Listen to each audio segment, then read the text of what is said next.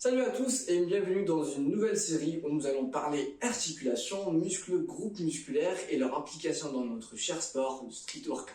Bien sûr, avec tous les moyens de les renforcer, les entraîner et surtout les traiter en cas de douleur. Afin de remettre les choses au clair, nous allons commencer cette série par parler d'un groupe musculaire très important dans notre sport, qui est la coiffe des rotateurs. Cette dernière reçoit beaucoup d'attention de tout le monde veut savoir de quoi est composée cette dernière, pourquoi elle existe et c'est quoi son rôle et pourquoi beaucoup s'en plaignent. Et c'est pour ça qu'aujourd'hui on va commencer par ça, un petit aperçu rapide sur la coiffe des rotateurs. Ce qu'il faut savoir sur cette dernière, que ce n'est pas un seul muscle, mais plutôt un groupe musculaire qui est composé de différents muscles qui sont le supraépineux, l'infraépineux, le petit rond et le subscapulaire. Ces muscles-là, ils ont tous une insertion qui commence sur l'os scapulaire qui finit sur l'os humerus. Du coup, ça nous donne des muscles moteurs de l'articulation de l'épaule. Ce qu'il faut savoir sur l'articulation de l'épaule aussi, c'est que c'est une articulation qui est suspendue, ce qui veut dire qu'elle a un risque de luxation très important. Et c'est grâce à la coiffe des rotateurs qui nous donne une certaine stabilisation active, qu'on puisse garder une épaule stable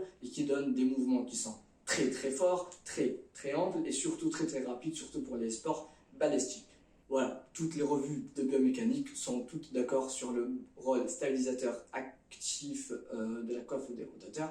Ils diffèrent sur certains mécanismes d'action. Certains disent que les muscles se contractent à des moments différents, d'autres disent que les muscles se contractent tous en même temps à des intensités différentes. Mais ce qu'il faut savoir, c'est que cette coiffe-là, elle est là juste pour maintenir votre épaule, vous permettre de faire des mouvements très forts et très amples et surtout efficaces, mais aussi avec des petites corrections motrices qui vous permettent d'être très précis dans vos mouvements. La rupture de un ou plusieurs de ces muscles est très fréquente. Malheureusement, ça arrive très souvent. On retrouve aussi des douleurs très atroces, notamment pour le supraépineux, le petit rond, lors de la musculation, par exemple les élévations latérales, ou pour le street workout, lorsque vous faites des variations un peu plus larges du front lever.